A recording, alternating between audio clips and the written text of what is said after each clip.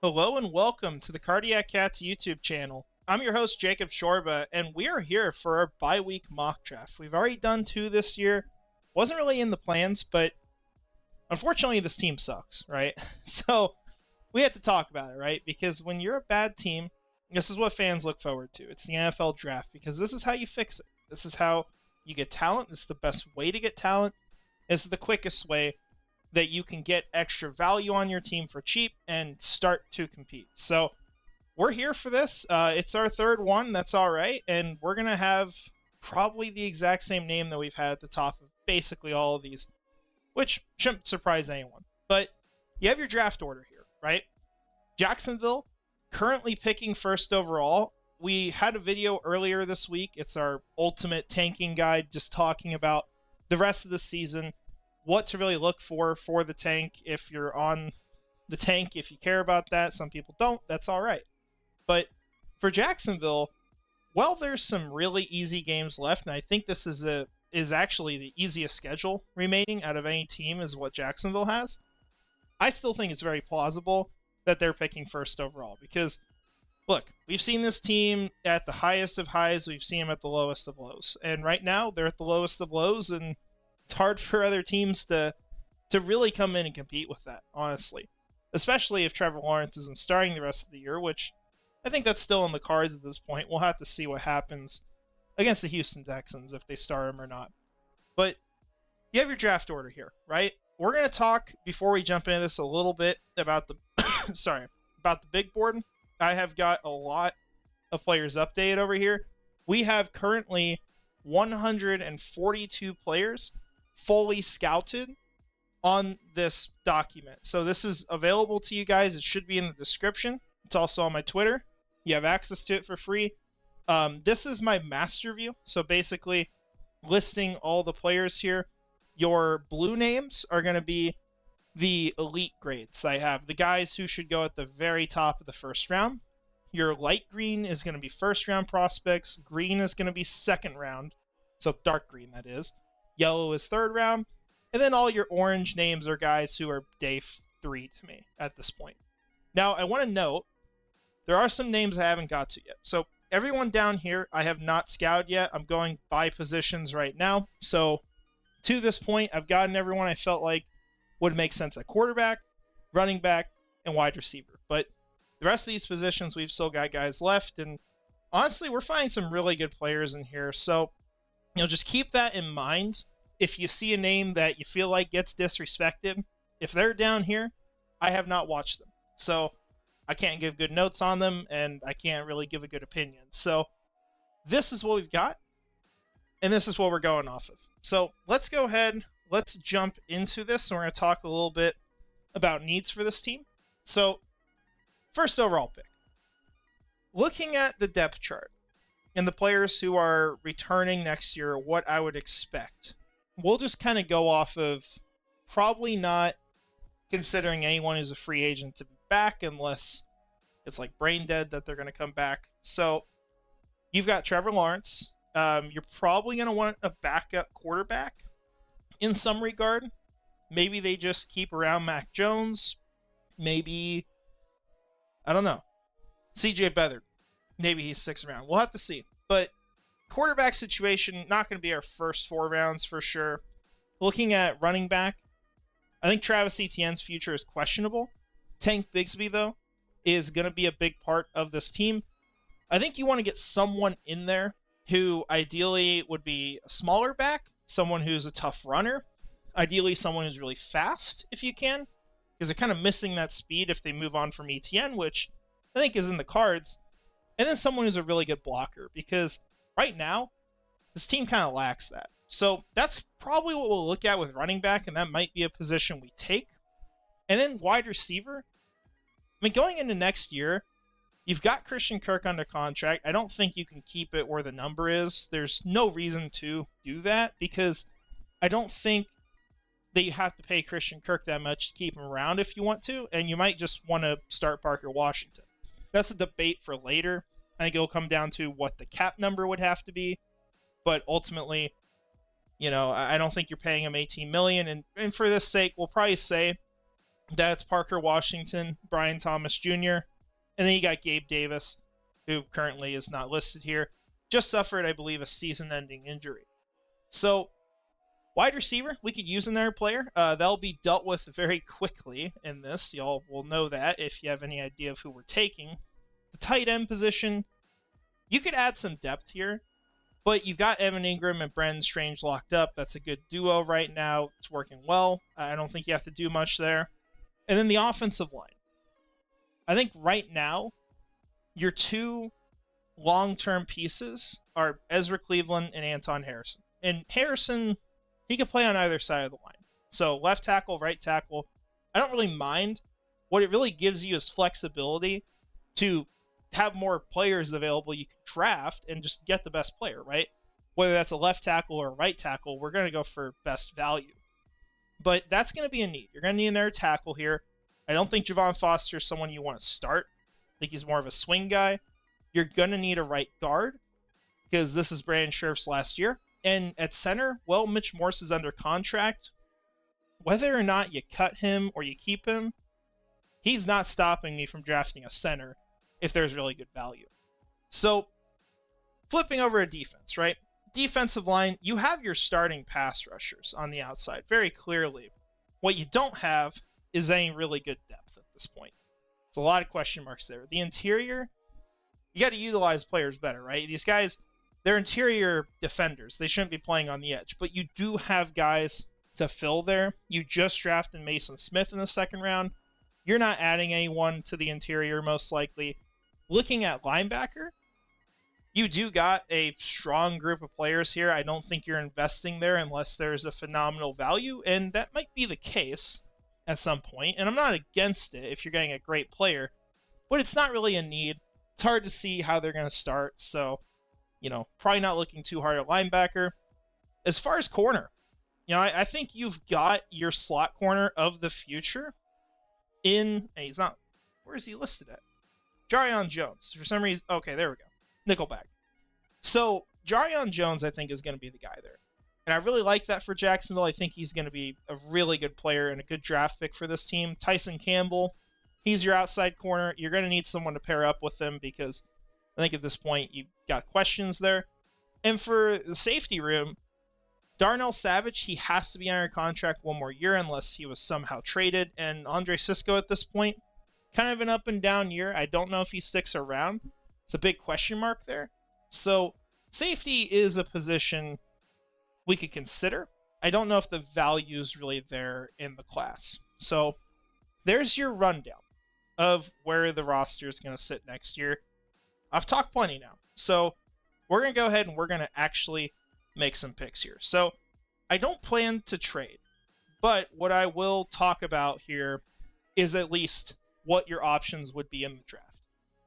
Like we said in the tanking guide, it is really important what teams are selecting behind you. And so in this situation, let's say Tennessee was for sure going to take a quarterback. Let's say the Browns are also in a position where they would love to take a quarterback.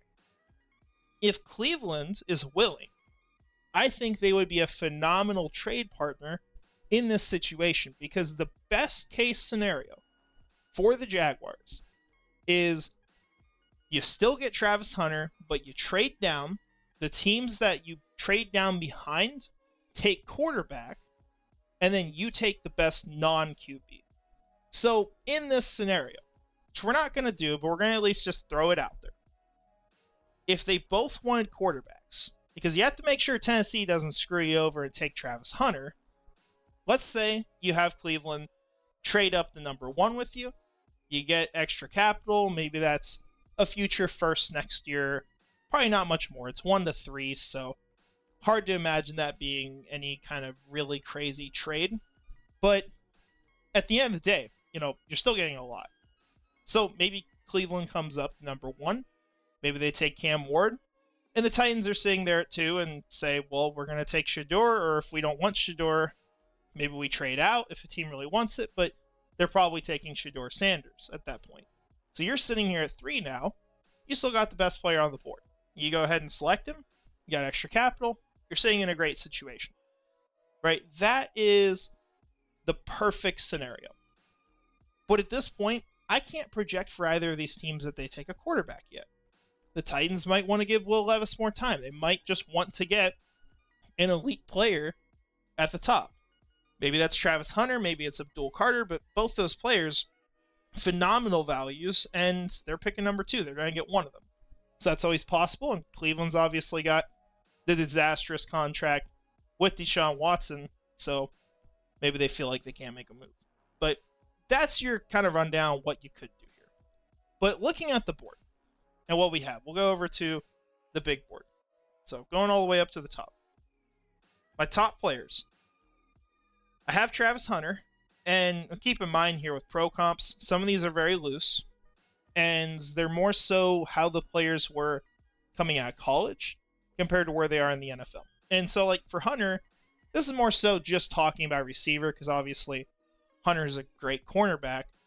But, Justin Jefferson, as a player, keep in mind, like, he didn't go first overall, right? He went, like, 22nd to the Minnesota Vikings. So he was not some perfect prospect coming out. But Travis Hunter, similarly, is a very high upside wide receiver. You see the phenomenal ball skills. You see the great length. A little bit lean compared to Justin Jefferson, but there's some comparisons there. Not the exact same game, but that's kind of where that comes from. Abdul Carter just feels like the reincarnation of Micah Parsons. I think he is going to be one of the best pass rushers in the NFL, probably from very early on in his career, at least by the end of his first year would be my bet. He's a phenomenal player. I was in on him this summer. Unfortunately, he has risen so high that it's not even really possible to consider drafting him unless he is your first pick. But still, phenomenal player. But you also got to ask yourself, what's the need here? Because you got Josh Allen, you got Trayvon Walker, right? You need more depth, realistically, compared to, like, getting an elite starter in the first round, although it wouldn't hurt. And then you got Will Johnson, phenomenal cornerback, arguably the best pure corner in this class, but very similar to Patrick Surtain II. So you gotta love that comp. Very good player, just elite in almost every regard. Probably better size than Travis Hunter overall too, just especially like weight wise. So you really like that with Will Johnson. Then you get down the list, you're getting to players we're not considering as much. Ashton Jeanty, as incredible of a player he is, and I need to remove this pro comp. I'll do that later. But Ashton Jeanty's not going first overall. It's not a good first overall pick for the Jaguars, even if he would be awesome here in his hometown. So with that all said, Travis Hunter is the easy selection. You have a need at wide receiver. You have a need at cornerback. I am not going to be the guy who's going to tell you that he cannot play both ways. I think it's a situation where he's made it very clear that is his intention. He wants to play full-time offense, full-time defense. I'm not saying literally 100% of the snaps, but probably most on offense, and you're on the field all the time as the corner. So he's going to try it. I really believe that's going to happen. I think the team that selects him is going to buy into that vision, and when he tries it, we'll see from there. Maybe he can't do it, but if he can't, he's still a really valuable player. So at the end of the day, I'm not going to be someone who doubts it, and I'm going to pick him first overall. I don't want to be the team that overthinks that. So that's what we're going to do. It's a simple pick here. A lot of time getting to it, but I just wanted to at least break this all down for you. So let's see what is here at 33. I know what I would love to pick. I think he's definitely available, but he's like ranked really low on here. It's the unfortunate thing about PFF rankings right now. It's not consensus. Tyler Booker. He would be one of my top options here. The reason why is, for one, he's a need, but I think something that this team has to work on over the next 2 years. I don't think it's a one-off season thing, in the sense that I don't think you can nail everything enough to have like a perfect offensive line in one off season. But I want to see this team work towards transforming that line into an elite unit. I think that's where things start. I think that's where you establish yourself as a football team. You compare this team in Detroit, a lot of the reason why they just got destroyed was because they were getting killed in the trenches. They're not a physical team. They're very poor in that regard. And that really kind of reflects onto everything else, and it hurts every part of your operation when you're weak in the trenches. So I look at this and I'm like, Tyler Booker's here. Pretty good reason to pick him. Now, we'll consider who else is here. Shador's definitely not going to be here, I'll say that. Looking through the rest, okay, I'm shocked Caleb Johnson's a first rounder for him, but I'm sure there's some other crazy ones. JT would be a solid pick. Not as high on my board, though. I'm a big fan of Kevin Winston Jr. I think he returns, though, just with the early injury, but I think he's just going to be an awesome safety. Mike Green is probably the closest player on here to Tyler Booker.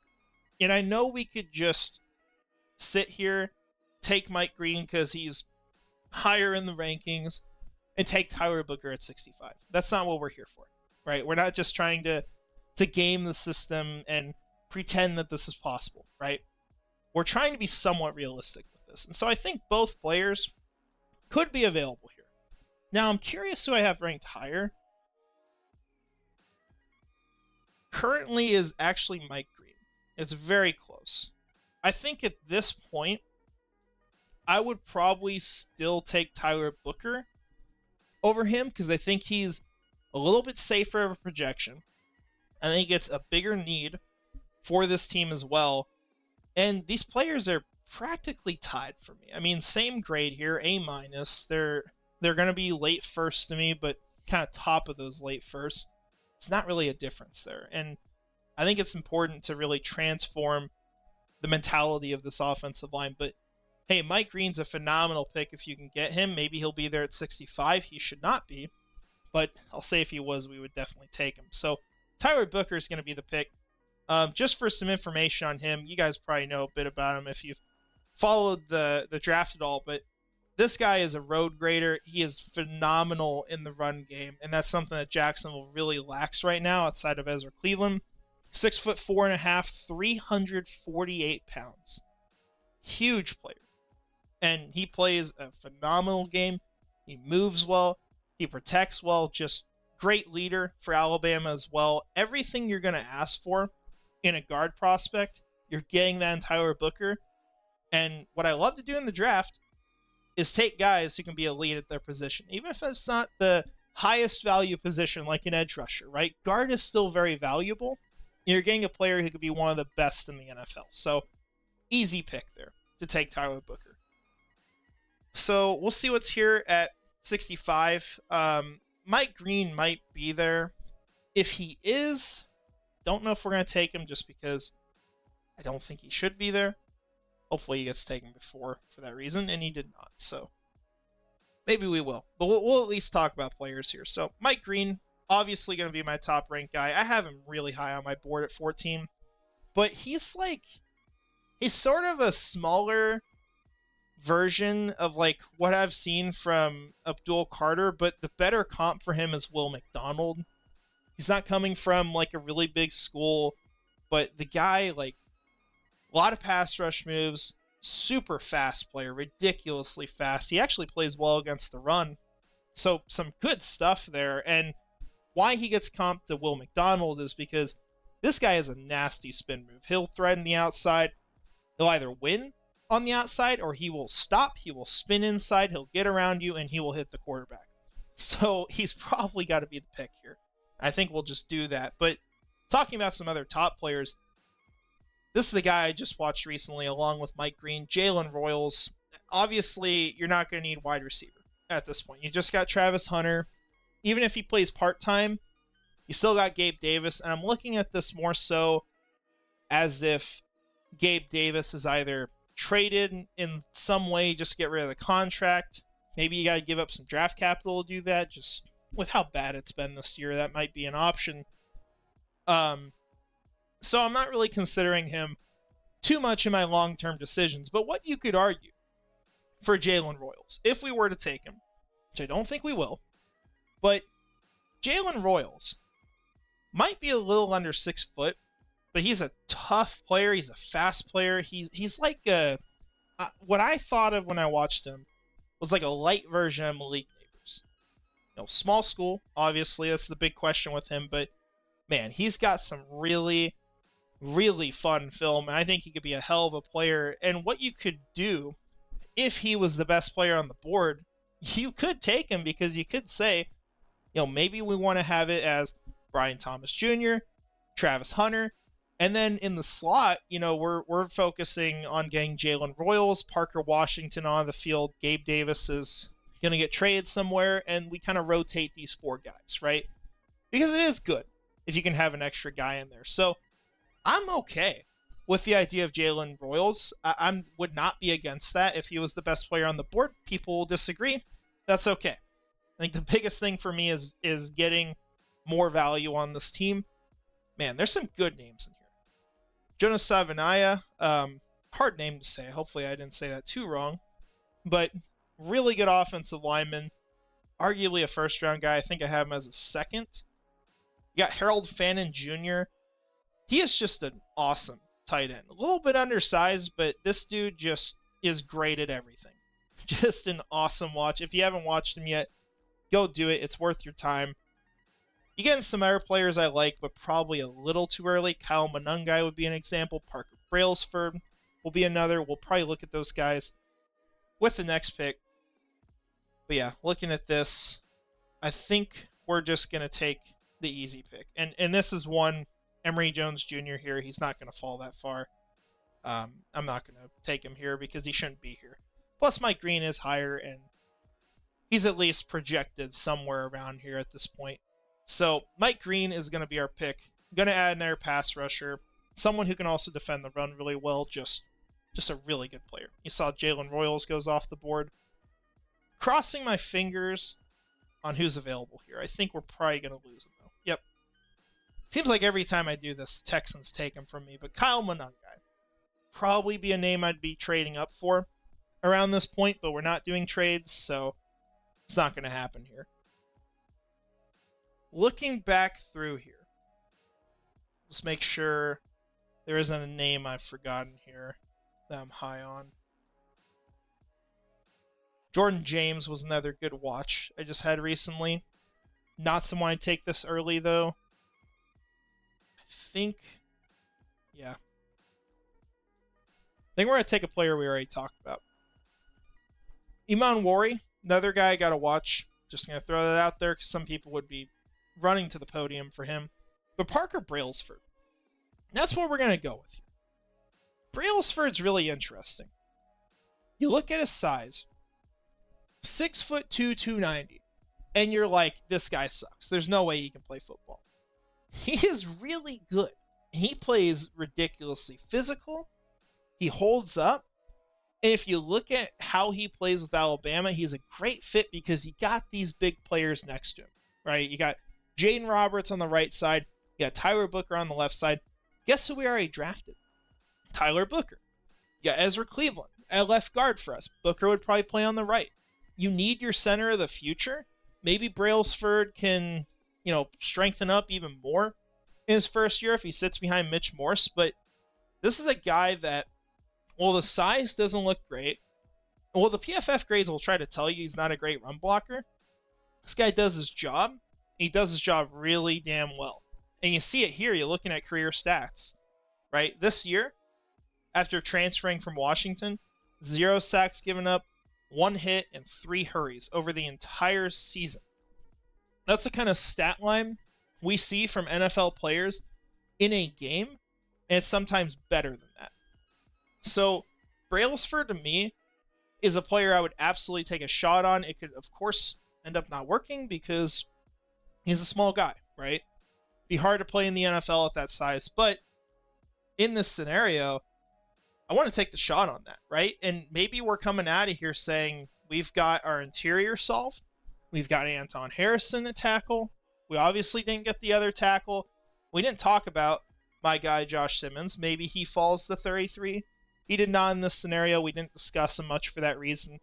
But that's probably another name we're watching. Unfortunately, just not an option here. But Parker Brailsford, let's get the center position dealt with. And we're going to move on to the 4th round here. All right, so we could, if we want to, get another tackle. Cornelius would be someone I think could be a good starter. I think I have a second round grade on him right now. See who else we got in here. Trevor Etienne will be a fun running back to add. I don't know if I would, though, just because I don't know how long Travis Etienne's future is with Jacksonville. Evan Stewart, he should be gone well before, well before right now. But I'm a big fan of him. I think he's a good receiver. I think he should go probably in the second round. Once again, with Emory Jones Jr. not taking him. Jonah Monheim, if we didn't have so many offensive linemen taken already, I would love to add him. But that's not the case. Got Jordan James, Jay Higgins, but linebacker's probably not where we're going. Also like Smail Mondon Jr. Devin Neal. Okay. Seeing if there's some names hiding down here. Igmanosin, I think I have like an early second round grade on him. So he should be gone. Mitchell Evans, I also think probably gets too much hate. He's been hurt a lot this year, but people have him going from like a potential first rounder to like day 3, which is crazy. I think I know who we're taking. Yeah, let's do it. All right. We have not hit a running back. Nicholas Singleton is going to be who we take. Singleton is a good blocker. At least he's had some good reps. I'm curious what my grade is for him as a blocker. He is my 5th overall running back behind Kyle Monungai. Yeah, B+ grade as a blocker. The worst grade I have for him is ball carrier vision. And that's something he's been improving. But everything else, man, this guy grades out really well. He's a good player, and I think at the highest level he could get to, he reminds you a little bit of Jonathan Taylor. Just the way he plays. He's big. He's fast. He even got compared to Saquon Barkley coming out of high school. Obviously, he hasn't reached that potential. But Singleton has a ton of upside. So if he's sitting here on day 3, that's an easy first overall pick for me. So Singleton's going to be a Jaguar in this scenario. And we got 129. So we'll see what's going to be there. I'll go ahead and speed this up. Probably should have done that earlier. All right. Haas is actually one of the next guys I got to watch. Have not got to him yet. Let's see. I've obviously looked through a lot of these names. I'm going to see if someone maybe stands out more. Jay Higgins. I'm not going to pick a linebacker for you guys. That's probably what I would do, though. Keon Sab. Someone I like. I don't think Graham Mertz goes this early.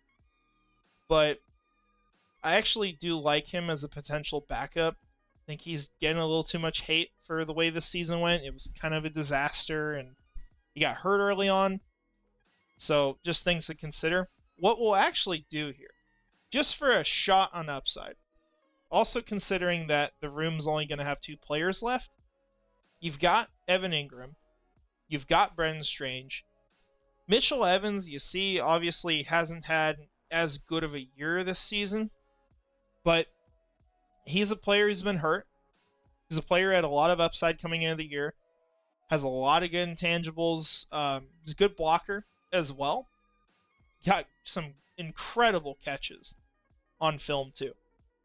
And this is a 4th round pick, right? It's late 4th. Like, we're going to take shots on players that might have a lot of upside and might be able to fulfill some of that.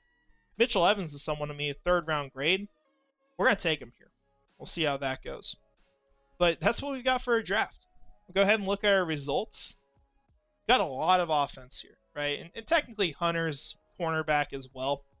And you look at the defense, and I think at the end of the day, like, you want pass rush depth, you want another corner, and you want safety help if you can get it.